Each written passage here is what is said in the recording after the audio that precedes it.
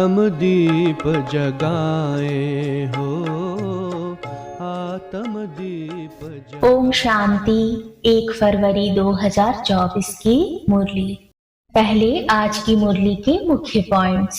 सन्यासी है वह घर बार छोड़ देते हैं, जाकर एकांत में रहते हैं, वह है हठ योगी। तुम बेहद का सन्यास करते हो कि अब पुरानी दुनिया खत्म होने वाली है। इसको वैराग्य कहा जाता है। तुमको अब बुद्धि लगानी है बेहद के बाप से। लोग ब्रह्मा को ही परमात्मा समझते हैं, परंतु हमको वर्षा इनसे नहीं मिलता है, वर्षा तो शिव बाबा से मिलता है। यह भी हमारे जैसा स्टूडेंट है। अब मुरली विस्तार से। मुरली का सार है, मीठे बच्चे, अब तक जो कुछ पढ़ा है वह सब भूल जाओ, एकदम बचपन में चले जाओ, तब इस रूहानी पढ़ाई में पास हो सकेंगे। आज का प्रश्न है, जिन बच्चों को दिव्य बुद्धि मिली है उनकी निशानी क्या होगी? उत्तर है, वे बच्चे इस पुरानी दुनिया को इन आंखों से देखते हुए भी नहीं देखेंगे। उनकी बुद्धि में सदा रहता है कि यह पुरानी दुनिया खत्म हुई की हुई, यह शरीर भी पुराना तमो प्रधान है, तो आत्मा भी तमो प्रधान है। इनसे क्या प्रीत करे? ऐसे दिव्य बुद्धि वाले बच्चों से ही बाप की भी दिल लगती है। ऐसे बच्चे ही बाप की याद में निरंतर रह सकते हैं, सेवा में भी आगे जा सकते हैं। ओम शांति। मीठे मीठे रूहानी बच्चों को रूहानी बाप समझाते हैं। जैसे हद के सन्यासी हैं, वह घर बार छोड़ देते हैं क्योंकि वह समझते हैं हम ब्रह्म में लीन हो जाएंगे, इसलिए दुनिया से आसक्ति छोड़नी चाहिए। अभ्यास भी ऐसे करते होंगे, जाकर एकांत में रहते हैं, वह है हठ योगी तत्व ज्ञानी। समझते हैं ब्रह्म में लीन हो जाएंगे, इसलिए ममत्व मिटाने के लिए घर बार को छोड़ देते हैं। वैराग्य आ जाता है, परंतु फट से ममत्व नहीं मिटता। स्त्री बच्चे आदि याद आते रहते हैं।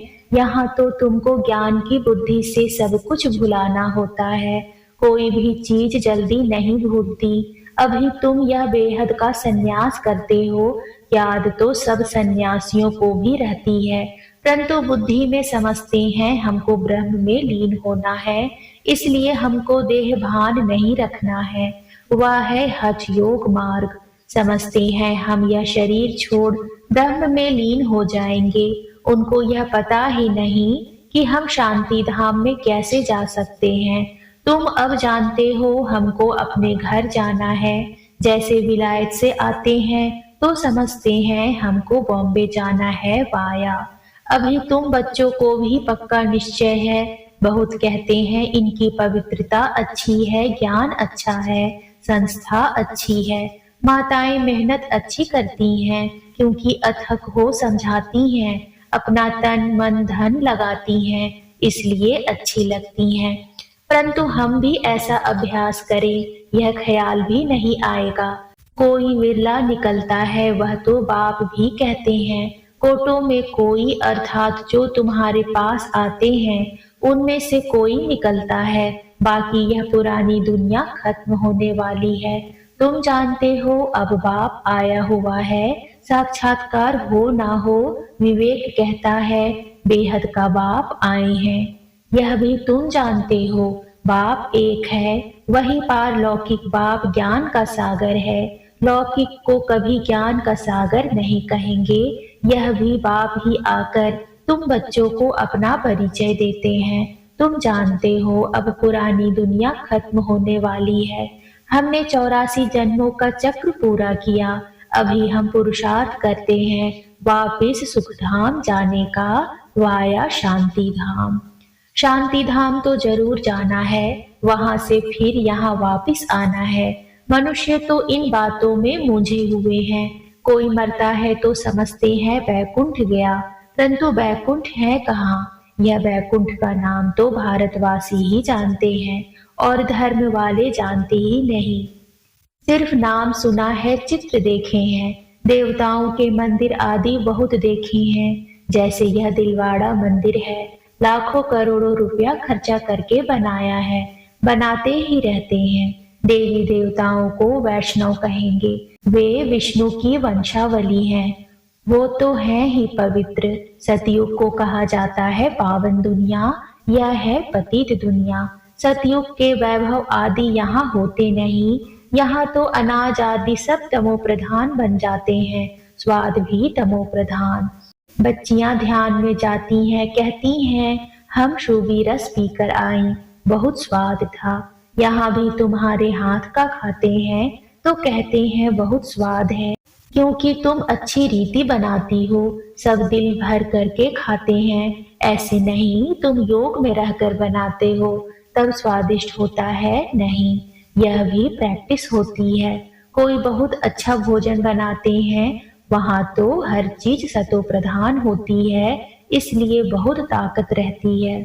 तमो प्रधान होने से ताकत कम हो जाती है, फिर उनमें बीमारियां दुख आदि भी होता रहता है। नाम ही है दुख धाम, सुख धाम में दुख की बात ही नहीं। हम इतने सुख में जाते हैं जिसको स्वर्ग का सुख कहा जाता है। सिर्फ तुमको पवित्र बनना है, सो भी इस जन्म के लिए। पीछे का ख्याल मत करो, अभी तो तुम पवित्र बनो। पहले तो विचार करो कहते कौन है। बेहद के बाप का परिचय देना पड़े। बेहद के बाप से सुख का वर्षा मिलता है। लौकिक बाप भी पारलौकिक बाप को याद करते हैं, बुद्धि ऊपर चली जाती है। तुम बच्चे जो निश्चय बुद्धि पक्के हो, उन्हों के अंदर रहेगा कि इस दुनिया में हम बाकी थोड़े दिन हैं। यह तो कौड़ी मिसल शरीर है, आत्मा भी कौड़ी मिसल बन पड़ी है, इसको वैराग्य कहा जाता है। अभी तुम बच्चे ड्रामा को जान चुके हो। भक्ति मार्ग का पाठ चलना ही है, सब भक्ति में है, नफरत की दरकार नहीं। सन्यासी खुद नफरत दिलाते हैं, घर में सब दुखी हो जाते हैं, वह खुद अपने को जाकर थोड़ा सुखी करते हैं।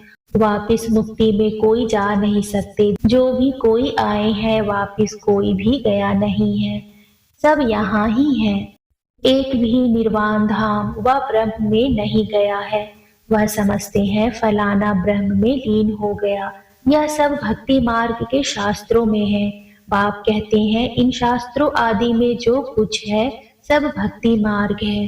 तुम बच्चों को अभी ज्ञान मिल रहा है, इसलिए तुम्हें कुछ भी पढ़ने की दरकार नहीं है। परंतु कोई कोई ऐसे हैं जिनमें फिर नॉवेल्स आदि पढ़ने की आदत है। ज्ञान तो पूरा है नहीं, उन्हें कहा जाता है कुक्कड़ ज्ञानी। रात को नॉवेल पढ़कर नींद करते हैं तो उनकी गति क्या होगी। यहाँ तो बाप कहते हैं जो कुछ पढ़े हो सब भूल जाओ, इस रूहानी पढ़ाई में लग जाओ। यह तो भगवान पढ़ाते हैं जिससे तुम देवता बन जाएंगे 21 जन्मों के लिए। बाकी जो कुछ पढ़े हो वह सब भुलाना पड़े, एकदम बचपन में चले जाओ। अपने को आत्मा समझो। भल इन आंखों से देखते हो, परंतु देखते भी नहीं देखो। तुम्हें दिव्य दृष्टि दिव्य बुद्धि मिली है तो समझते हो यह सारी पुरानी दुनिया है, यह खत्म हो जानी है। यह सब कब्रिस्तानी है, उनसे क्या दिल लगाएंगे, अभी परिस्तानी बनना है। तुम अब कब्रिस्तान और परिस्तान के बीच में बैठे हो।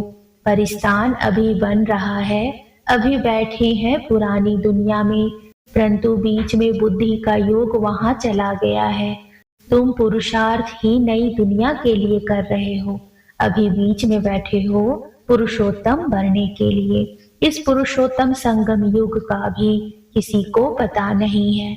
पुरुषोत्तम मास पुरुषोत्तम वर्ष का भी अर्थ नहीं समझते। पुरुषोत्तम संगम युग को टाइम बहुत थोड़ा मिला हुआ है। देरी से यूनिवर्सिटी में आएंगे तो बहुत मेहनत करनी पड़ेगी, याद बहुत मुश्किल ठहरती है। माया विघ्न डालती रहती है तो बाप समझाते हैं यह पुरानी दुनिया खत्म होने वाली है। बाप भल यहाँ बैठे हैं, देखते हैं, परंतु बुद्धि में है यह सब खत्म होने वाला है, कुछ भी रहेगा नहीं। यह तो पुरानी दुनिया है, इनसे वैराग्य हो जाता है। शरीरधारी भी सब पुराने हैं। शरीर पुराना तमो प्रधान है तो आत्मा भी तमो प्रधान है। ऐसी चीज को हम देखकर क्या करें, यह तो कुछ भी रहना नहीं है, उनसे प्रीत नहीं। बच्चों में भी बाप की दिल उनसे लगती है जो बाप को अच्छी रीति याद करते हैं और सर्विस करते हैं। बाकी बच्चे तो सब हैं, कितने ढेर बच्चे हैं, सब तो कभी देखेंगे भी नहीं। प्रजापिता ब्रह्मा को तो जानते ही नहीं है। प्रजापिता ब्रह्मा का नाम तो सुना है, परंतु उनसे क्या मिलता है यह कुछ भी पता नहीं है। ब्रह्मा का मंदिर है दाढ़ी वाला दिखाया है, परंतु उनको कोई याद नहीं करता है क्योंकि उनसे वर्षा मिलना नहीं है। आत्माओं को वर्षा मिलता है एक लौकिक बाप से, दूसरा पारलौकिक बाप से। प्रजापिता ब्रह्मा को तो कोई जानते ही नहीं। यह है वंडरफुल। बाप होकर वर्षा ना दे तो अलौकिक ठहराना। वर्षा होता ही है हद का और बेहद का, बीच में वर्षा होता नहीं। भल प्रजापिता कहते हैं परंतु वर्षा कुछ भी नहीं। इस अलौकिक बाप को भी वर्षा पारलौकिक से मिलता है, तो यह फिर देंगे कैसे? पारलौकिक बाप इनके थ्रू देता है। यह है रथ। इनको क्या याद करना है? इनको खुद भी उस बाप को याद करना पड़ता है। वह लोग समझते हैं यह ब्रह्मा को ही परमात्मा समझते हैं, परंतु हमको वर्षा इनसे नहीं मिलता है। वर्षा तो शिव बाबा से मिलता है। यह तो बीच में दलाल रूप है। यह भी हमारे जैसा स्टूडेंट है, डरने की कोई बात नहीं। बाप कहते हैं इस समय सारी दुनिया तमो प्रधान है, तुमको योग बल से सतो प्रधान बनना है। लौकिक बाप से हद का वर्षा मिलता है, तुमको अब बुद्धि लगानी है बेहद में। बाप कहते हैं सिवाय बाप से और किसी से भी कुछ मिलना नहीं है, फिर भल देवताएं क्यों ना हो। इस समय तो सब तमो प्रधान है, लौकिक बाप से वर्षा तो मिलता ही है।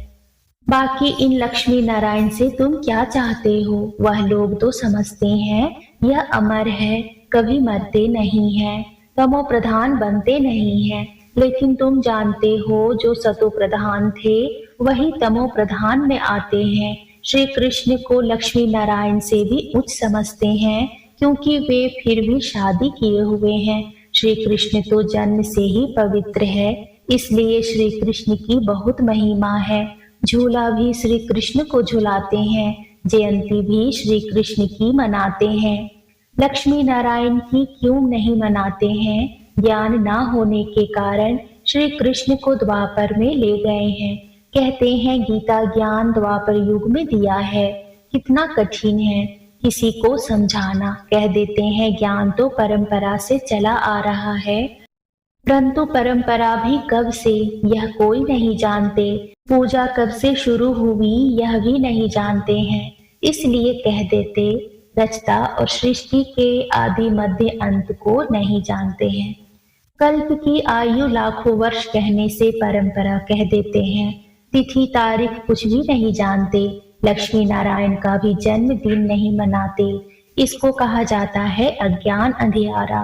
तुम्हारे में भी कोई यथार्थ रीति इन बातों को जानते नहीं। तब तो कहा जाता है महारथी घोड़े सवार और प्यादे। गज को ग्राह ने खाया, ग्राह बड़े होते हैं एकदम हप कर लेते हैं, जैसे सर्प मेढक को हप करते हैं। भगवान को बागवान माली खिवैया क्यों कहते हैं यह भी तुम अभी समझते हो। बाप आकर विषय सागर से पार ले जाते हैं, तब तो कहते हैं नैया मेरी पार लगा दो। तुमको भी अभी पता पड़ा है कि हम कैसे पार जा रहे हैं। बाबा हमको क्षीर सागर में ले जाते हैं, वहाँ दुख दर्द की बात नहीं। तुम सुनकर औरों को भी कहते हो कि नैया को पार करने वाला खिवैया कहते हैं। हे बच्चे, तुम सब अपने को आत्मा समझो। तुम पहले क्षीर सागर में थे, अब विषय सागर में आ पहुंचे हो। पहले तुम देवता थे। स्वर्ग है वंडर ऑफ वर्ल्ड। सारी दुनिया में रूहानी वंडर है स्वर्ग। नाम सुनकर ही खुशी होती है।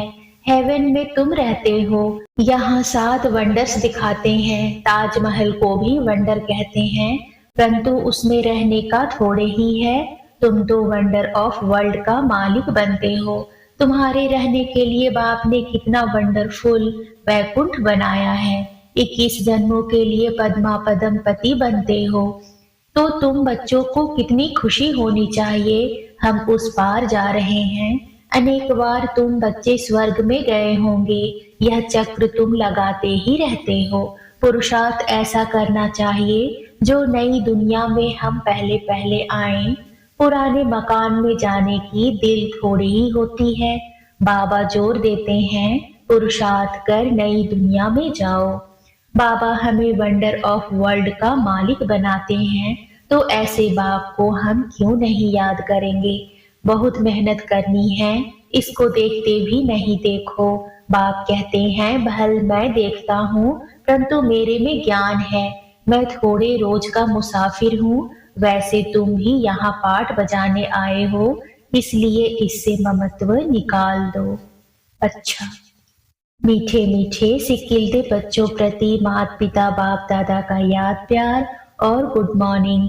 रूहानी बाप की रूहानी बच्चों को नमस्ते। रूहानी बच्चों की रूहानी बाप को नमस्ते। नमस्ते बाबा, नमस्ते। धारणा के लिए मुख्य सार है। पहला, रूहानी पढ़ाई में सदा बिजी रहना है। कभी भी नॉवेल्स आदि पढ़ने की गंदी आदत नहीं डालनी है। अब तक जो कुछ पढ़ा है उसे भूल बाप को याद करना है। दूसरा है, इस पुरानी दुनिया में स्वयं को मेहमान समझकर रहना है। इससे प्रीत नहीं रखनी है, देखते भी नहीं देखना है। आज का वरदान है, हिम्मत और उमंग उत्साह के पंखों से उड़ती कला में उड़ने वाले तीव्र पुरुषार्थी भव। उड़ती कला के दो पंख हैं, हिम्मत और उमंग उत्साह। किसी भी कार्य में सफलता प्राप्त करने के लिए हिम्मत और उमंग उत्साह बहुत जरूरी है। जहाँ उमंग उत्साह नहीं होता वहाँ थकावट होती है, और थका हुआ कभी सफल नहीं होता। वर्तमान समय के अनुसार उड़ती कला के सिवाय मंजिल पर पहुंच नहीं सकते, क्योंकि पुरुषार्थ एक जन्म का और प्राप्ति 21 जन्म के लिए ही नहीं, सारे कल्प की है। तो जब समय की पहचान स्मृति में रहती है तो पुरुषार्थ स्वतः तीव्र गति का हो जाता है। आज का स्लोगन है, सर्व की मनोकामनाएं पूर्ण करने वाले ही कामधेनु हैं। ओम शांति।